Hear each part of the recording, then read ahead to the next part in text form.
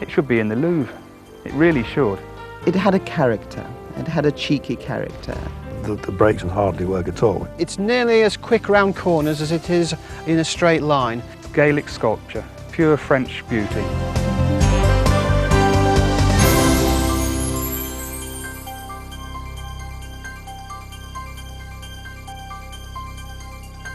Well, the Renault story began in 1898 when Louis Renault, who was one of three brothers, started tinkering in his parents' garden shed, and he had a de Dion tricycle as a basis, and he built himself his first car.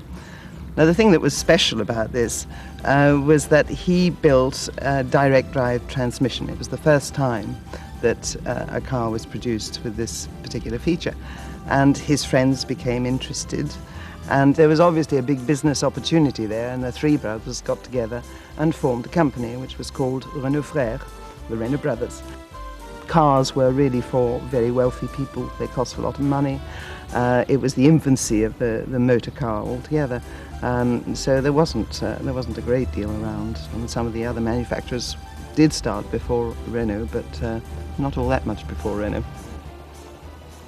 There are very many people who just do not realise that Renault has been going since 1898. They say, what is it? It's a 1900 C-Type. The brakes would hardly work at all, which 7 miles an hour doesn't matter. You can't possibly know whether it's going to run all day. It breaks down, you have to pull into the side of the road, you have to take things apart, remember how they work, clean them up, put them back together again, and carry on, and it's great fun. It's not like a modern motor car with computers and everything else on it. It's a lot of theory and working out what it is that's gone wrong on that particular day. The most significant thing is the fact that it has a standard or nearly standard 3-speed gearbox. Most people were belt driven or chain driven. They didn't have gears as we know them today. And the actual speed of the engine is controlled by moving little levers and advancing and retarding the ignition on the engine, which you just don't do today. To start with, the radiators were actually the slabs that you see on the side of the grille or on the side of the bonnet, the scuttle bonnet, which was a famous shape of Renaults at the time. The air passed through in the normal fashion and cooled off the water, which was then siphoned round the engine. There were no pumps or anything on that particular engine.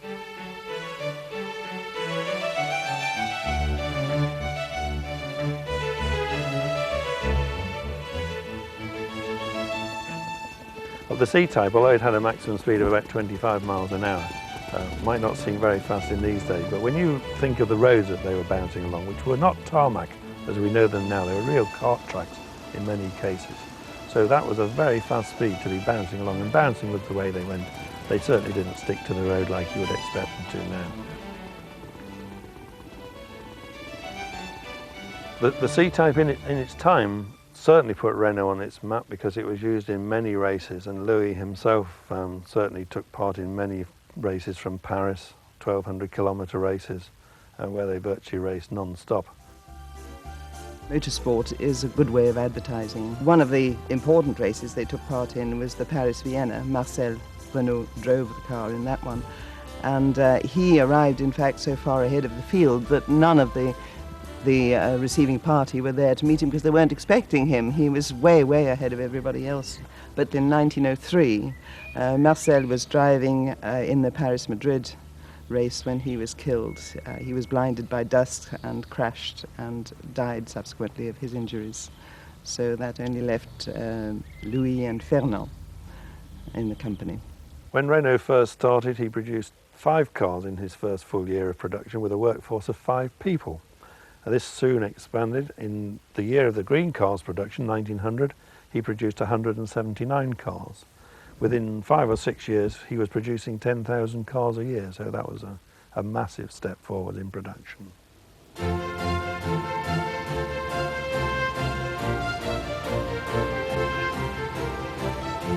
The yellow car is a 1908 Renault AG, which is a 2-cylinder 1100cc car. That particular one, being very low geared, only does about 21 miles an hour top speed. Lots of cars of that size produced by Renault had different gear ratios and similar size engines but went significantly quicker.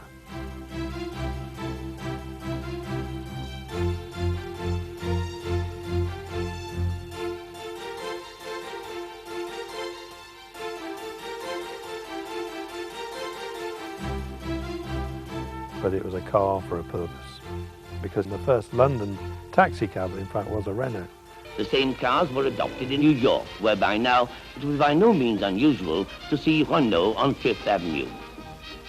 But the taxis were to gain Renault a place in world history. And then, of course, came the war, the 1914 war, and the taxi played a very important part in all of that, because one of the battles, the Battle of the Marne, the French were having a hard time because their troops were very tired. And the general decided to use the taxis to bring fresh troops to the battle. And that, in fact, turned the tide, and the French won. No need for the troops to worry about the meters, which are set at scale 2, the one for carriage of more than 3 persons. The management added up the figures later and were reimbursed by the government. After the war, Renault began again to take an active part in motorsport and had lots of successes, including several wins at Le Mans. And also they were the first manufacturer to average more than 100 miles an hour for 123 hours on the Montlhéry banked circuit. The only stops allowed are for refueling and tire changes.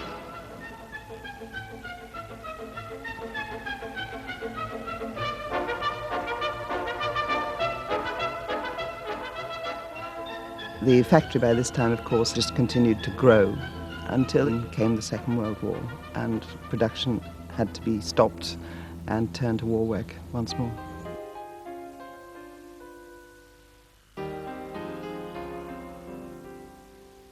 After the war, 1947, and the next very notable car was the Renault 4 CV, which became very, very popular.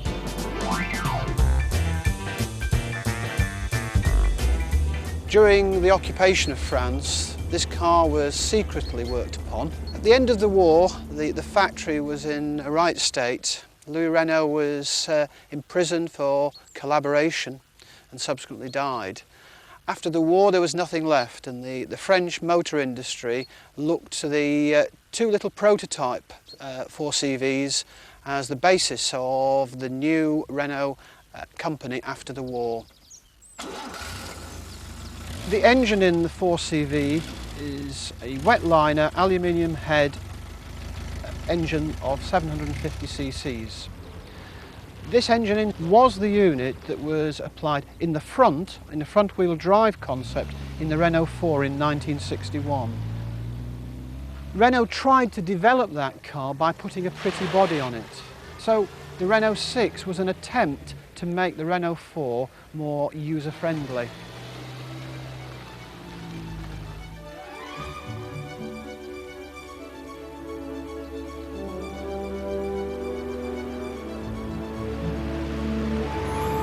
Four CV means 4 horsepower. Chevaux is French for horse, horsepower. 4 CV, 4 chevaux.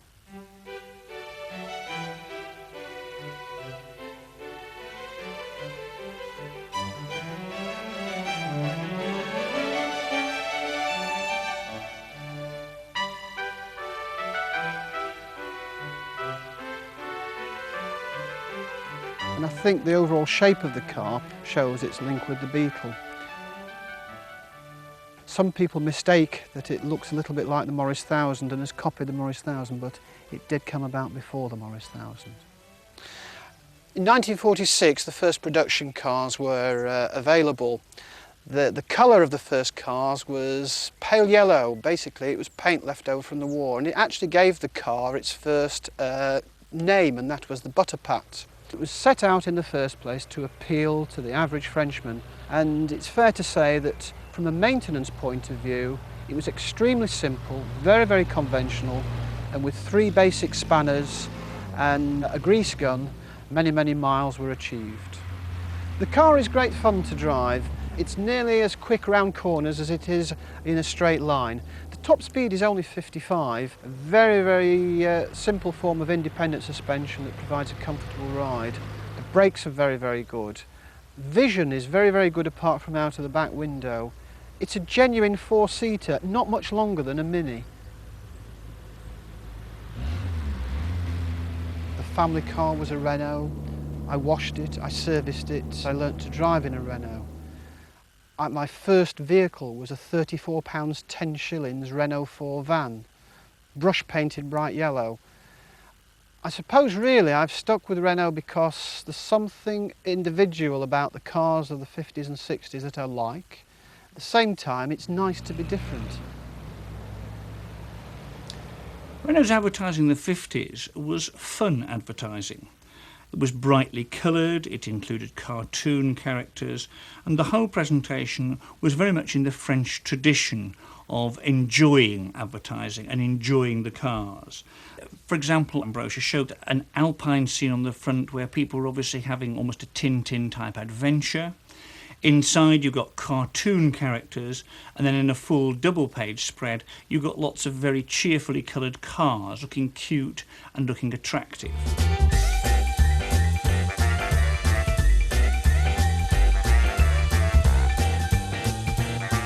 The 4CV was the first car from Renault for the masses, and it achieved great popularity. To follow that was a very special car, which really made a big impact and moved the company further along the line of success.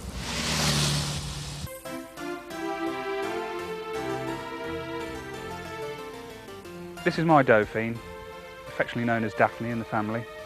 I've had her since about 1986. It's sculpture, it's Gaelic sculpture, pure French beauty, just like Brigitte Bardot, 1960s French girl, look at it. It was designed from a Frenchman's head, not a computer. Oh, what more could you want?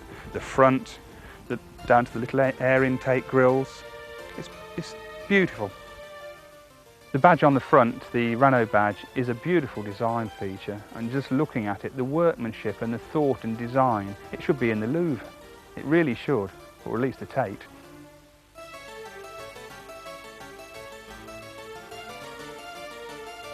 I bought it from a gentleman in Buckingham, not far from here. The engine was non-operable because it had been standing for a couple of years. Getting nuts and bolts undone that hadn't been undone for 30 years can be a problem. There were 3 that took me 3 weeks to undo. I got a second-hand engine, completely stripped that, reassembled it, found it was okay, and painted everything, which I found later was a mistake because nothing earthed. So I had to take things off, horns off, lights off, things like that. Usual mistake, I would imagine.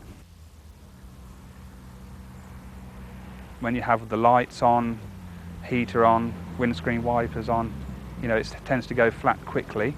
But you do have a starting handle with it, which causes quite a lot of laughs to young lads who've never seen one. But it's been very, very reliable. I love it. Although some of the shots in the Dauphin brochure show cars on rugged roads, clearly that isn't their target group because the cars are also shown in soft pinks and bright yellows and pale blues. And unfortunately, Renault didn't seem to know who they wanted the car to sell to or what image they were presenting.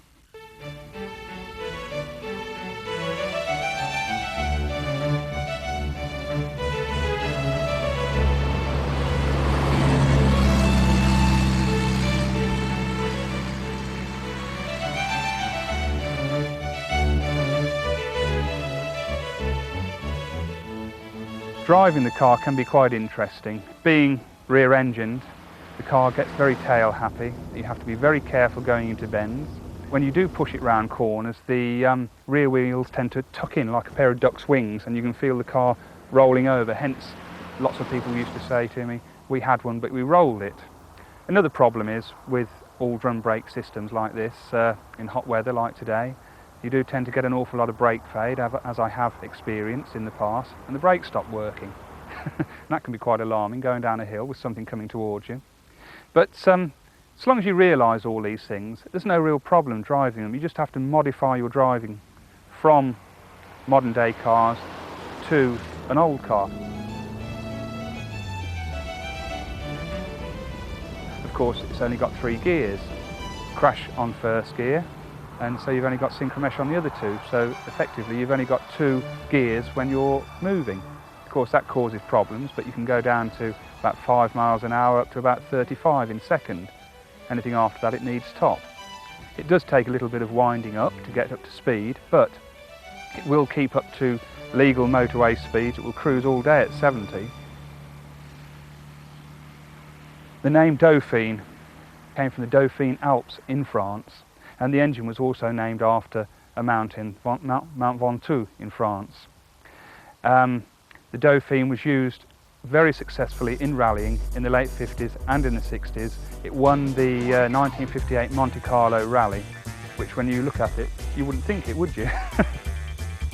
Daphne has become part of the family. Martine, my wife, she loves it. We go out picnicking together. You know, it's just pure enjoyment for everybody.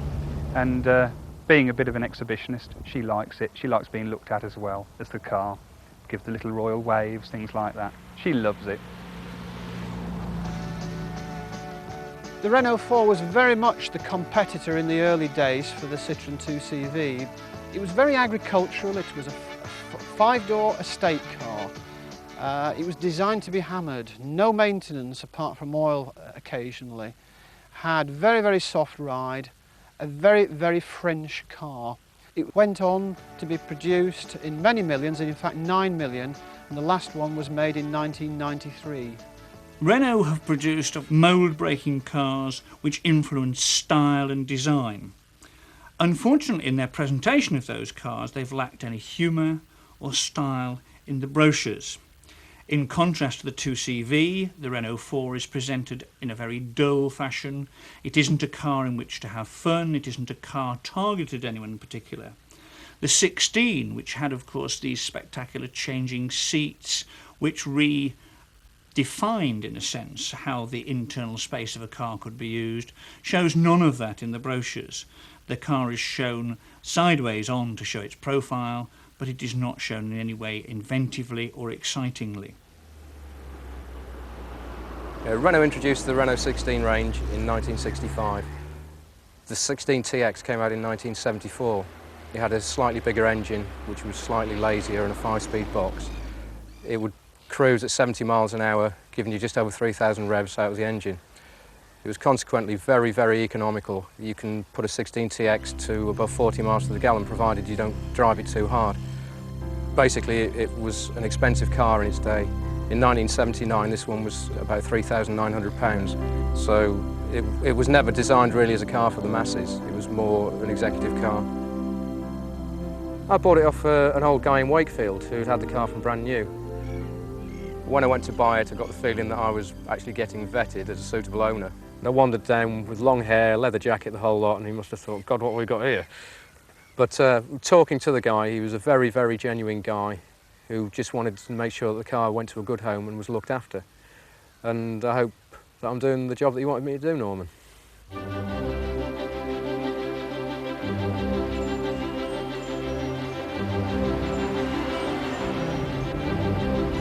It's extremely comfortable. It's remarkably fast for a car of its age. The TSs and the TXs would walk past 100 miles an hour. They left the competition at the end of the 60s and beginning of the 70s streets behind performance-wise. The only thing really that dates the car when you're driving is the fact that it's the last production saloon car with a column gear change, and the fact that it hasn't got intermittent wash wipe on it. Other than that, this TX has got electric windows, central locking, 5-speed gearbox. Basically features that came in far, far later on most British and European cars.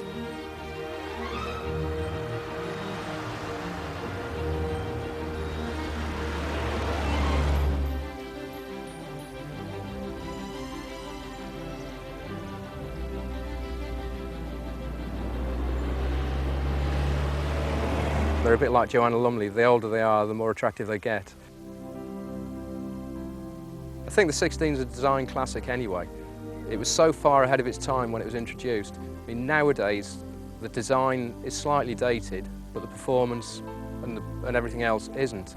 Really, I mean, it's as much a design classic as the Citroën DS.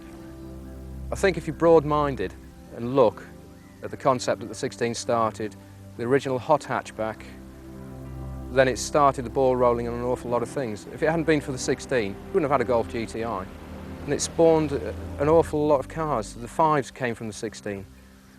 And every hatchback on the market really came from the Renault 16.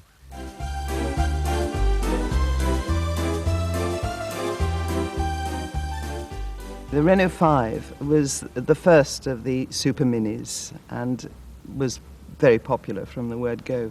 By 1993, more than 3.5 million had been produced and sold. And when it retired in 1996, it had a character. It had a cheeky character. Women loved it, of course. And it was just new. It was different. It was a car which was for everyone. In the 60s and 70s, the people that bought Renaults were either Francophiles, slightly eccentric or slightly adventurous. The cars were different to English cars. The style of build and the engineering was totally different. It was totally alien to the man that drove around in an Austin Cambridge or a Ford Anglia or something like that. Originally, the cars were known for their practicality, and the French characteristics came through in the designed, practical, economical, comfortable. French like their comfort too. But I think today it's much more a car designed for the European market, for the world markets, and as such, therefore, doesn't have a particularly French character.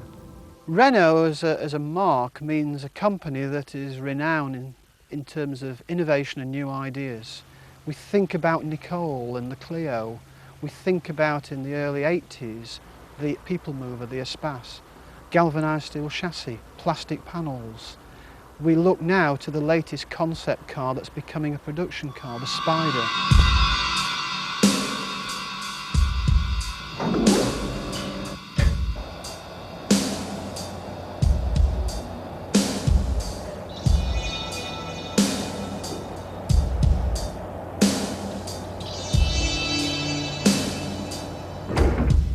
It's a two-seater roadster race car which can be adapted for road use. It's the first time that aluminium has been used for the structural components of the car, and it has also a very distinctive windscreen. Modern Renault marketing has found its Gallic humour once more. The kind of characters that we see in the Clio advertising on the television, the tongue-in-cheek advertising of the Megane, and the marketing of the Twingo. All these now seem to have re-established Renault as a fun car, exciting to own, but also not too serious. Renault have a very big research program, and they've never cut down on their investment into research, which has helped to keep them in the lead in the field.